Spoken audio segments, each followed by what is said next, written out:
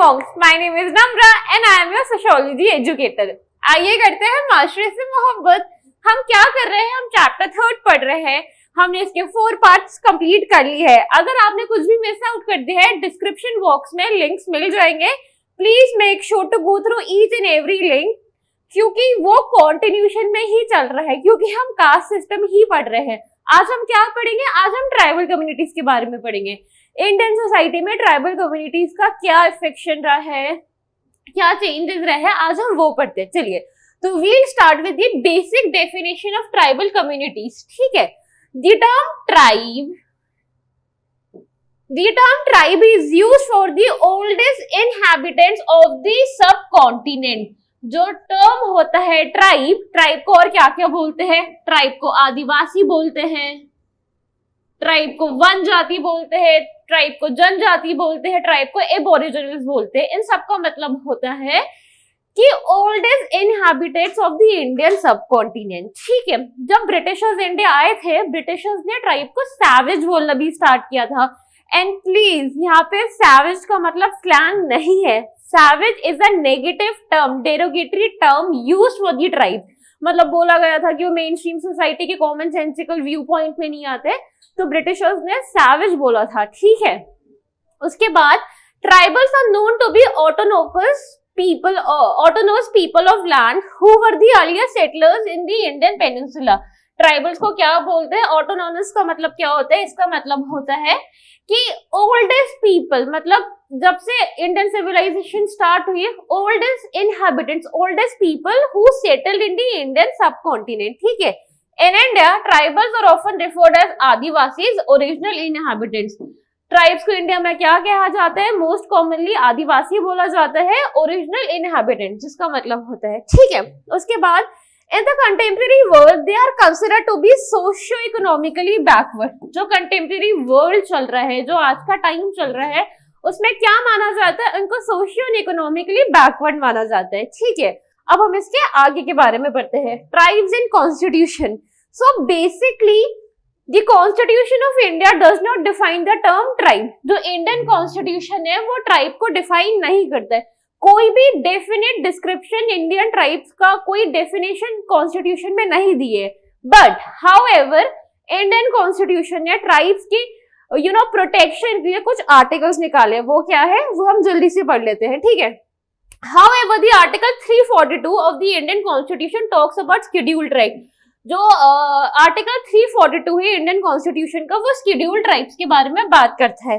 Some important articles for Indian tribe under the Indian constitution. First one is article 15 clause 4 which states special provisions for advancement of other backward classes, it also includes STs। Article 15 क्या कहता है? Article 15 कहता है कि special provision करने advancement के लिए, betterment के लिए फॉर बैकवर्ड क्लासेस, और उसमें वो एसटीज की बात भी करता है। Article 29 protection of interest of minorities. जो मैंने आपको लास्ट क्लास में protection of minorities article 29 and 30 पढ़ाया था, उसमें मैंने बताया था ना इंटरेस्ट ऑफ मिनोरिटीज के बारे में, तो ये वही है, but it also include STs. Article 29 also talks about STs. Article 46. What does Article 46 says? The state shall promote with special care the educational and economic interest of the weaker section of the people, and in particular of the scheduled castes and the scheduled tribes, and shall protect them from social injustice and all forms of exploitation। तो article 46 क्या कहता है? Article 46 कहता है, तो Indian constitution है, Indian constitution को scheduled caste and scheduled tribe के लिए, उनकी प्रोटेक्शन के लिए, सोशल इकोनॉमिक प्रोटेक्शन के लिए क्या करना है? प्रोविजंस, वेलफेयर के लिए काम करना है। ठीक है, एंड आर्टिकल 350 क्या बोलता है? Article 350 states right to conserve distinct language, script of culture. अब आप बोलेंगे मैम इसमें तो माइनॉरिटी का नाम ही नहीं आ रहा। ऐसा नहीं है, जब वो डिस्टिंक्ट लैंग्वेज कह रहा है, अलग अलग विभिन्न प्रकार की लैंग्वेज है, स्क्रिप्ट है और कल्चर है, तो उसमें ट्राइब्स का भी आ रहा है। ठीक है, अब हम पढ़ते हैं आगे। Classification of tribes. ट्राइब्स को दो तरीके से क्लासिफाई कर रखा है, मेजरली दो तरीके से क्लासिफाई कर रखा है। First one is permanent traits. Permanent traits क्या होते हैं? जो as the name suggest very common sensical permanent traits, जो बहुत परमानेंट होते हैं, जो बाय बर्थ भी हो सकते हैं, परमानेंट रहते ही हैं। उसमें क्या क्या होते हैं? इट इंक्लूड्स रीजन, लोगों के रीजन परमानेंट है, लैंग्वेज है, फिजिकल कैरेक्टरिस्टिक्स है, इकोलॉजिकल हैबिटेट है। ठीक है, इस पे थोड़ा फोकस करना है, थोड़ा समझने में दिक्कत होगी, but please keep on this page with me. मैं एक्सप्लेन करना स्टार्ट करती हूँ। परमानेंट ट्रेट्स में पहला क्या आता है? सबसे पहले क्लासिफिकेशन में परमानेंट ट्रेट करना है। परमानेंट ट्रेट में जब हमने क्लासिफाई किया, उसने हमने उसको सब क्लासिफाई किया टेरिटोरियल सिस्टम में, ज्योग्राफिकल एरिया में। किसमें किया? टेरिटोरियल ज्योग्राफिकल एरिया में हमने उसको क्लासिफाई किया। उसमें क्या है? North and north east zone, उसको हमने सब क्लासिफाई किया। इंडिया में क्या है? East, north, south, east, west, directions तो पता है ना। तो हम नॉर्थ, सबसे पहले नॉर्थ एंड नॉर्थ ईस्ट की बात करते हैं। ठीक है, उसमें क्या है? मैक्सिमम ट्राइब्स कहाँ रहते हैं? North and north east India में रहते हैं। ठीक है, हाईएस्ट कंसेंट्रेशन ऑफ ट्राइब, जितनी भी ट्राइबल डिस्टिंक्ट लैंग्वेजेस है, जितना भी हायर कंसेंट्रेशन है, वो इस रीजन में रहता है। एग्जाम्पल्स भी मैंने दे दिए, एग्जाम्पल्स याद कर लेना। यूटी में अगर पूछ लिया नॉर्थ ईस्ट का कोई ट्राइब बताओ या नॉर्थ इंडिया का बताओ, एग्जाम्पल्स मैंने दे दिया। ठीक है, स्टेट वाइज एग्जाम्पल, सिक्किम हो गया, नागालैंड हो गया, अरुणाचल प्रदेश हो गया, हिमाचल प्रदेश हो गया, जम्मू एंड कश्मीर हो गया। ठीक है, ये स्टेट्स के नाम है, याद रखना है। पहला क्या है? North and north east zone, north and north east zone. ठीक है, इन स्टेट्स में, इन रीजन में कौन कौन से ट्राइब्स है? नागाज है, खासीस है, बोडोज एंड केमिस है। ठीक है, कंफ्यूज नहीं होना है। क्लासिफिकेशन ऑफ ट्राइब क्या? परमानेंट ट्रेट से स्टार्ट किया, परमानेंट ट्रेट को सब क्लासिफाई किया टेरिटोरियल ज्योग्राफिकल एरिया में। उसमें हमने 4 जगह देखी। अभी सबसे पहले मैंने आपको नॉर्थ एंड नॉर्थ ईस्ट के बारे में बताया है, अब इससे हम आगे कंटिन्यू करते हैं। दूसरा क्या होता है? सेंट्रल जोन भी होता है, सेंट्रल इंडिया भी ना, मध्य प्रदेश एंड ऑल। तो सेंट्रल जोन में क्या है? सेंट्रल जोन में मध्य प्रदेश है, छत्तीसगढ़ है, झारखंड है, बिहार है एंड उड़ीसा है। ठीक है, उड़ीसा है, उसमें कौन कौन से ट्राइब्स है? संथाल्स है, गोंड्स है एंड भिल्स है। ठीक है, ये हो गया Madhya Pradesh, sorry central India का, सेंट्रल जोन का। उसके बाद है सदर्न जोन। सदर्न जोन में क्या है? कर्नाटका है, केरला है, तमिलनाडु है, आंध्र प्रदेश है। सदर्न इंडिया की बात तो गई। इसमें कौन से ट्राइब्स है? टोडास है, कोटास है एंड चेनक्लूज है। ठीक है, उसके बाद आ गया वेस्टर्न जोन। वेस्टर्न जोन में क्या है? वेस्टर्न जोन में है राजस्थान, गुजरात, महाराष्ट्र। ट्राइब्स संथल्स, गोंड्स, भिल्स, गुज्जर्स एंड रिवा। थोड़ा ज्योग्राफी लग रहा होगा, बट हम इसमें ट्राइब, सबसे पहले मैंने आपको ट्राइब्स का ज्योग्राफिकल एरिया बता दिया, फिर हम इसके सोशल इकोनॉमिकल फैक्टर्स भी देखेंगे। थोड़ा इंपॉर्टेंट है, सीयूटी के लेवल से इंपॉर्टेंट है, कंफ्यूज नहीं होना है, रीड आउट करते जाना है, खुद के नोट्स भी बनाते जाने हैं। ठीक है, साइमल्टेनियसली खुद के नोट्स पे भी काम करने हैं। आगे क्या करेंगे? क्लासिफिकेशन में पहले हमने क्या करा? ज्योग्राफिकल एरिया पढ़ा। दूसरा क्या है? दूसरा है in terms of language. India में तुम्हारे पास बहुत सारी लैंग्वेजेस ना।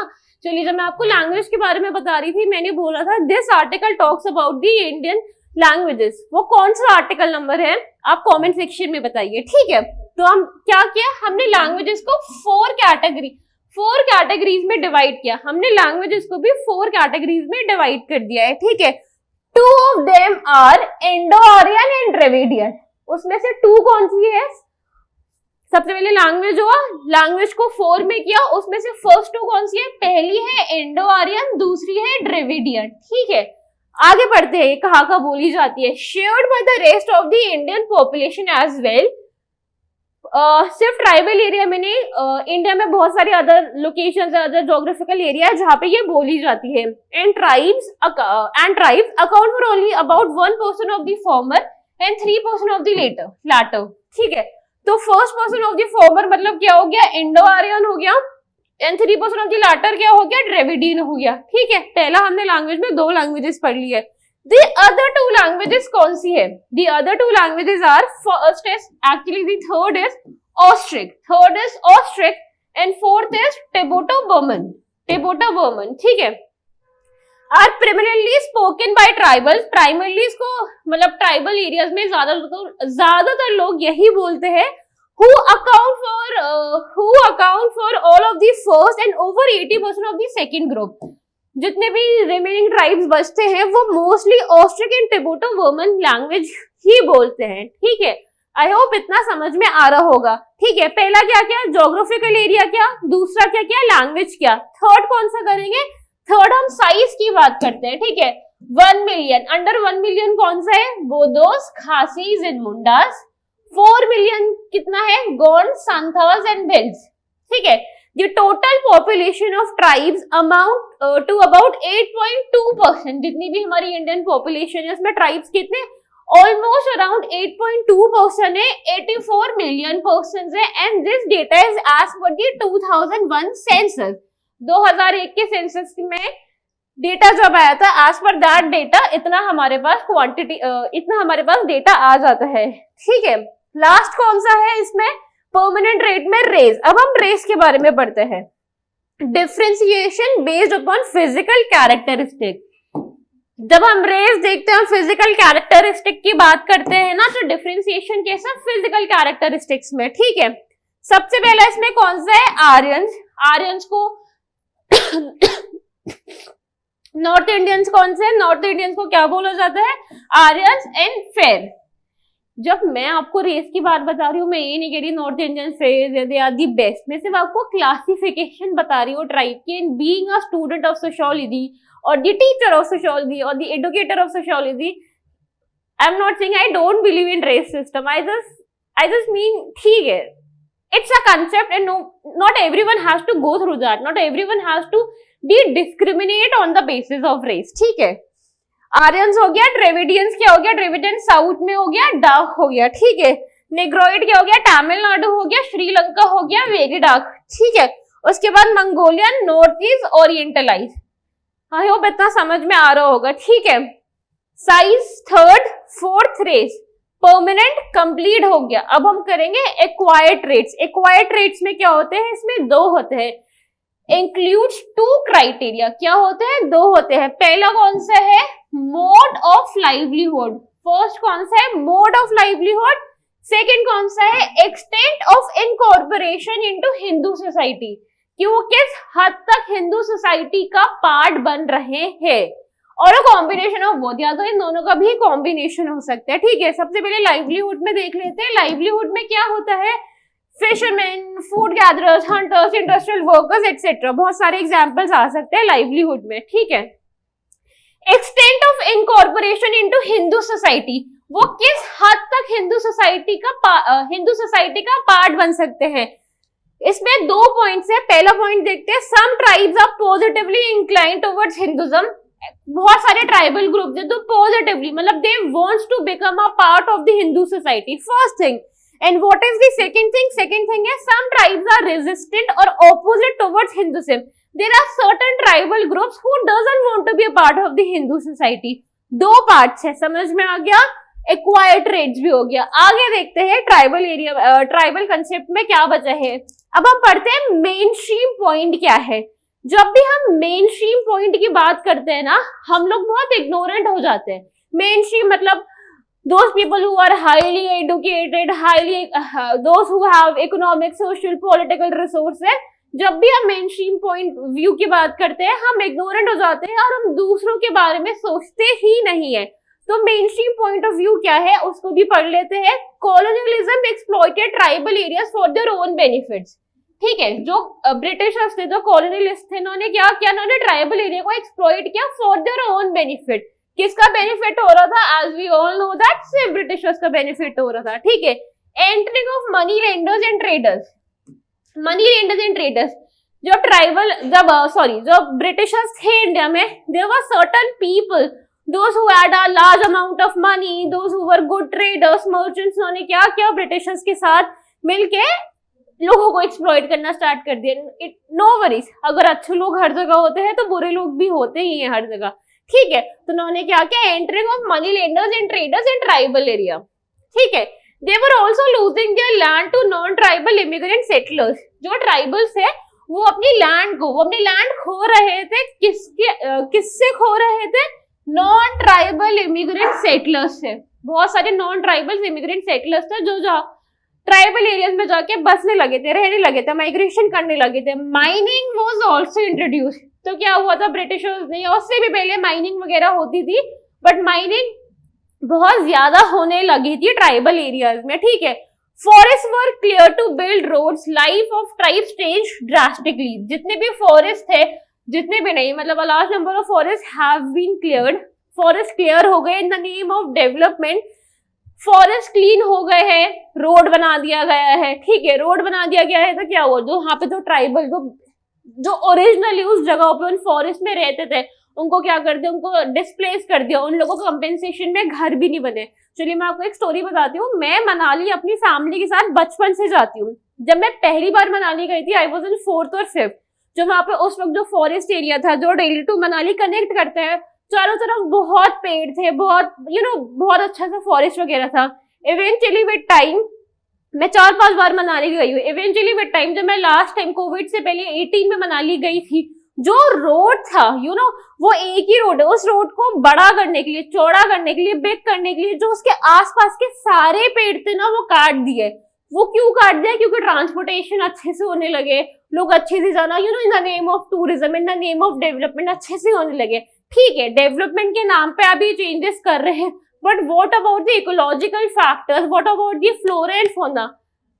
Main stream society, government, capitalist तो इस बारे में बिल्कुल ही नहीं सोचते हैं। ठीक है, आगे बढ़ते हैं। Government introduce schemes for tribal development. Government ने जब कॉन्स्टिट्यूशन निकाला, बहुत सारी स्कीम्स निकाली, और उस स्कीम में ट्राइबल को भी उन्होंने कंसिडरेशन दिया। कैसी कैसी स्कीम्स थी, नाम याद करना है, यूटी में पूछ सकते हैं। 5 ईयर प्लान, हर बार 5 ईयर प्लान्स निकलते हैं। चलिए, there are many 5 year plans, हम उसको सोशियोलॉजी में नहीं पढ़ते हैं, तो मैं आपको नाम नहीं बताऊंगी, बट क्योंकि बस यूटी में पूछ सकते हैं, क्योंकि it is related to general knowledge, आपको क्या करना है, आपको कंफ्यूज नहीं होना है। इफ यू थिंक आप नहीं पढ़ पा रहे हैं, no worries, we have got your back. Unimonks की पूरी फैकल्टी है, you can always contact us. आप ऑफलाइन क्लास ले सकते हैं, आप ऑनलाइन क्लास ले सकते हैं, आप हमारे ऐप पे भी जा सकते हैं, हमारे पास यूट्यूब रिकॉर्डेड वीडियोज भी है, यूट्यूब लाइव वीडियोज भी है। So it means हम तो अपनी तरफ से पूरा बेस्ट देने हैं, आपको हमें कांटेक्ट करना है, पढ़ना है, इवेंचुअली सीयूटी तो भाई क्रैक करना ही है इस बार। ठीक है, आगे बताती हूँ। ट्राइबल सब प्लान है, ट्राइबल वेलफेयर ब्लॉक से, स्पेशल मल्टीपर्पज एरिया है scheme, special multipurpose area schemes. ठीक है, इसमें लास्ट पॉइंट क्या लिखा है, but the tribal societies have had there lands, forest taken away and the communities shattered in the name of development. जैसा मैंने आपको बताया कि चलो गवर्नमेंट ने इतने स्कीम्स भी निकाल दिया, सब कुछ हो रहा है, we are working for their welfare, क्या हो रहा है, but in the name of development जो ट्राइबल है वो अपनी कल्चरल आइडेंटिटी खोल रहे हैं, वो अपने घर खो रहे हैं। ठीक है, वो अपने they are losing their everything, they are losing their whole life in the name of development. ठीक है, आगे बढ़ते हैं। Isolationist versus integrationist debate on tribe. This is very interesting. ये जब भी मैं ट्राइब पढ़ाती हूँ, ये मेरा मोस्ट फेवरेट टॉपिक होता है। वो क्यों होता है मैं अभी आपको बताती हूँ। 2 डिबेट है, एक है आइसोलेशन, बिल्कुल आइसोलेट कर देना है ट्राइब्स को, एक है इंटीग्रेट कर देना है। ठीक है, इंटीग्रेट। सबसे पहले आइसोलेशनिस्ट से स्टार्ट करते हैं। इसके लीडर कौन थे, वेरियर एल्विन। नाम याद कर लेना है, पूछा जा सकता है, नाम याद कर लेना। ठीक है, इसके लीडर कौन है, Verrier Elwin. Isolate tribals from main stream society. तो मिस्टर वेरियर एल्विन ने क्या बोला, ये ब्रिटिश बोर्न इंडियन एंथ्रोपोलॉजिस्ट है, उन्होंने ट्राइबल सोसाइटी के ऊपर बहुत ज्यादा काम किया है, बहुत ज्यादा बुक्स लिखी है, बहुत ज्यादा रिसर्च किया है। इनकी थ्योरीज बहुत अच्छी लगती है मुझको। ठीक है, उन्होंने क्या बोला, उन्होंने बोला ट्राइब्स को, ट्राइबल पीपल को मेन स्ट्रीम सोसाइटी से आप अलग आइसोलेट करके रखें। सुनने में गलत लग रहा है, ऐसा नहीं है। अब उनकी पूरी थ्योरी पढ़ते हैं। ठीक है, दूसरा उन्होंने क्या बोला, उन्होंने ऐसा क्यों बोला, उन्होंने ऐसा इसलिए बोला, tribal needed protection from traders, money lenders and Hindu and Christian missionaries.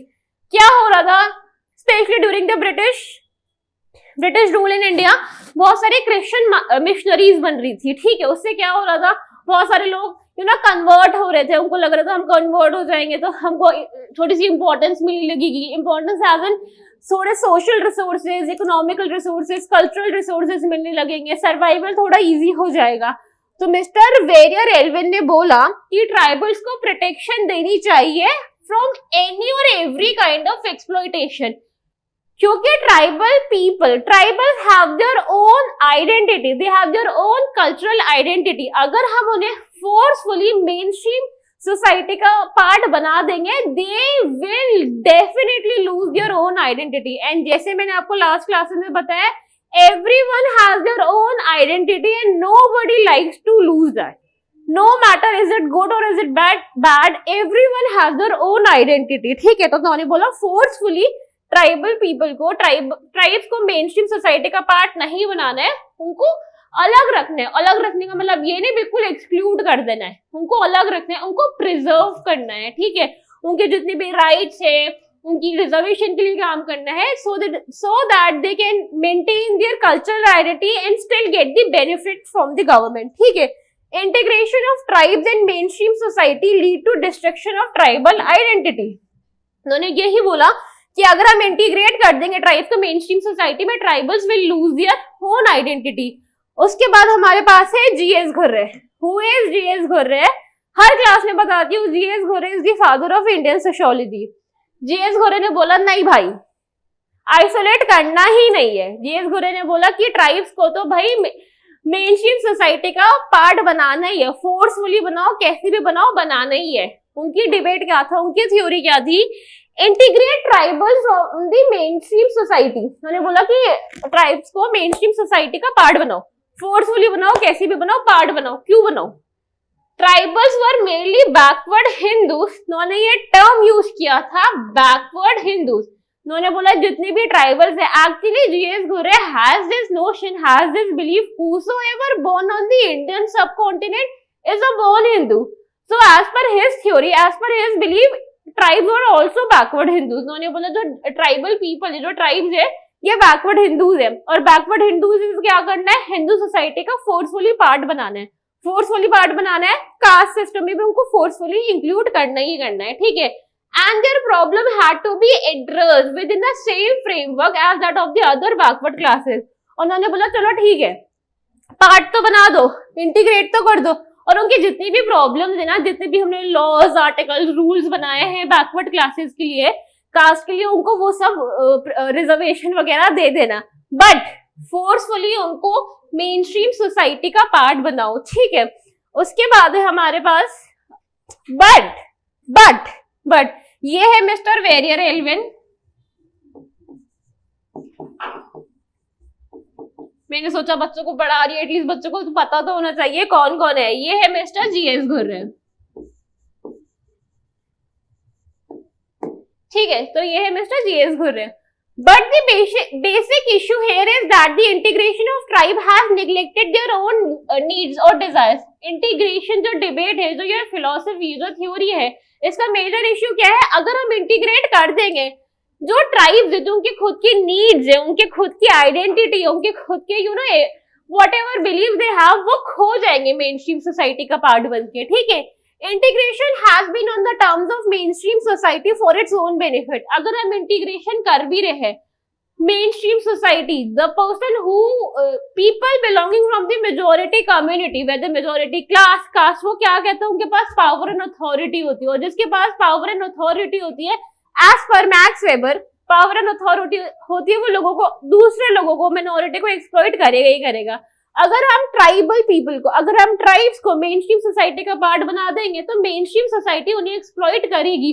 Tribal people अपनी आइडेंटिटी खो देंगे, अपना खुद का घर खो देंगे, in the name of development, in the name of integrationist approach. I hope आपको इतना समझ में आ रहा होगा। नहीं आ रहा तो कोई बात नहीं, एक बार वीडियो और देखिए, नोट्स बनाइए, सब कुछ करिए, और सारी लिंक्स आपको डिस्क्रिप्शन बॉक्स में मिल जाएंगे। ठीक है, एंड रिवीजन करके आना है, नेक्स्ट क्लास में से आगे का पढ़ते हैं। Thank you for listening to me, and for more such content subscribe to यूनिमॉन्क्स।